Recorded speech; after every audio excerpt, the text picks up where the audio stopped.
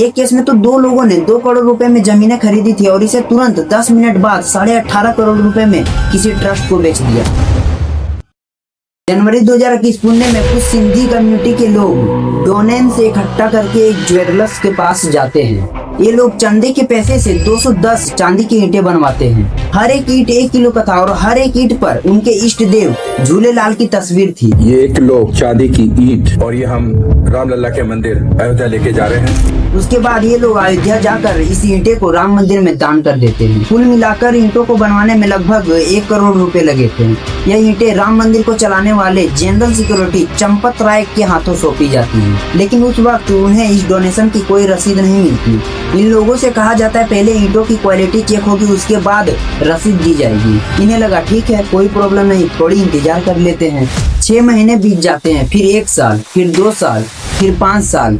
5 साल के बाद भी इनको इन चांदी के ईंटों की कोई रसीद नहीं मिलती। अब रसीद तो फिर भी एक चीज हुई दोस्तों, लेकिन कहानी में ट्विस्ट यहाँ आता है कि आज के दिन इन ईंटों का कोई अता पता भी नहीं है। किन्हीं को नहीं पता कि आखिर इन चांदी की ईंटें गई कहाँ। और यह तो सिर्फ एक केस था। असलियत में यह स्कैम इतना बड़ा है कि राम मंदिर में पिछले कुछ सालों में केस से लेकर सोने चांदी के गहने, ईंटों से लेकर हार, सब कुछ गायब हुआ है। रिपोर्ट्स की मानो तो यहाँ 200 करोड़ से लेकर हजारों करोड़ रुपए की डोनेशन गायब हो गई है। आइए समझते हैं आज की इस वीडियो में कैसे भगवान राम के नाम पर लोगों के आस्था के साथ खिलवाड़ किया गया और जनता को ही लूट किया गया। नमस्कार मित्र, आरएसएस से जुड़े रहे अनिल मिश्र और कृष्णा मोहन को भी ट्रस्ट का मेंबर बनाया गया। यह सब मैं आपको इसलिए बता रहा था कि आप समझ सको कि यह वो इंडिपेंडेंट ट्रस्ट नहीं है। यहाँ पर सरकार की डायरेक्ट इन्वॉल्वमेंट है और सरकार से जुड़े लोग ही इस मंदिर को चला रहे हैं। इस ट्रस्ट के सबसे पावरफुल इंसान है चंपत राय, जो एक समय आरएसएस से जुड़े थे और विश्व हिंदू परिषद के वाइस प्रेसिडेंट भी है। इन्हें इन ट्रस्ट का जनरल सेक्रेटरी बनाया गया था। चंपत राय को लेकर कहा जाता है ये मर्जी के बिना राम मंदिर का एक पत्ता तक नहीं हिलता। ये बात थोड़ी चुभती है, लेकिन सच यही है कि राम मंदिर के प्रबंधन में चंपत राय जितने शक्तिशाली थे उतना कोई और नहीं था। यानी ट्रस्ट में कहने को 15 लोग ही थे, बाकी सारा काम चंपत राय संभालते थे। अब एक बार जब ट्रस्ट बन गया था तो उसके बाद चंपत राय ने अपने मंदिर के खास लोगों को जिम्मेदारी देनी शुरू कर दी। इनमें से एक था रामशंकर यादव उर्फ टिन्नू यादव। देखिए यहाँ क्या लिखा है, यह चंपत राय के खास लोगों में शामिल था और कभी उनका पर्सनल ड्राइवर रहा था। चंपत राय के कहने पर टिन्नू यादव ही मंदिर के कई काम संभालते थे और कोई भी टिन्नू के काम में कोई दखल नहीं देता था। जिस कमरे में डोनेशन की काउंटिंग की जाती थी वहाँ 3 तरह के लोग होते थे। पहले प्राइवेट एजेंसी के लोग जिन्हें नोट गिनने के लिए रखा गया था। दूसरा ट्रस्ट के कर्मचारी जो नोट गिनने वाले लोगों पर नजर बनाए रखता था। और तीसरा स्टेट बैंक ऑफ इंडिया और ऑडिट टीम के मेंबर।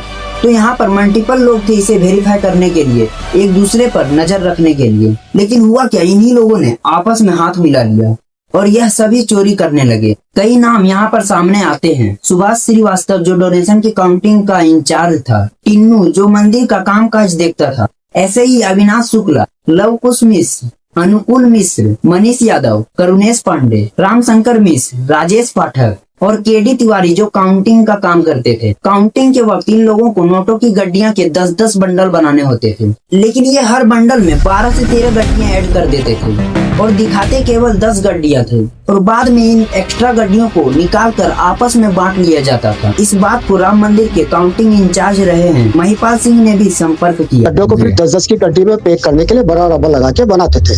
तो 10 के बजाय 12-13 गड्ढियां तक उसको बनाते थे, पैक करते थे और बक्से में फेंक देते थे। और सिर्फ महिपाल सिंह नहीं दोस्तों, अरेस्टेड के 3 महीने पहले खुद स्टेट बैंक ऑफ इंडिया ने वार्न किया था कि काउंटिंग स्टाफ पर शक है, इन्हें हटाया जाए। लेकिन हटाने का प्रोसेस भी शुरू हो गया था, लेकिन ट्रस्ट के कुछ लोगों ने इसे रुकवाया। समझ करते हुए मैं खुद बोल रहा था इनको हटा दो, लेकिन मंदिर चलाने वाले कुछ लोग बोल रहे थे रहने दो। आखिर तो इन लोगों की मंथली सैलरी 14,000 से 10,000 थी, लेकिन कुछ सालों में इनमें से कई लोग करोड़पति बन गए। लव कुश मिश्र जो कभी कार मैकेनिक हुआ करता था, पुलिस उसके घर जब छापा मारती है तो 14 लाख रुपए करे। केडी तिवारी करोड़ से भी ज्यादा संपत्ति बना ली। अनुकल्प मिश्र 65 लाख का एक घर और एक फार्म हाउस खरीदे और इस के ऊपर टिन्नू यादव ने तो लगभग 50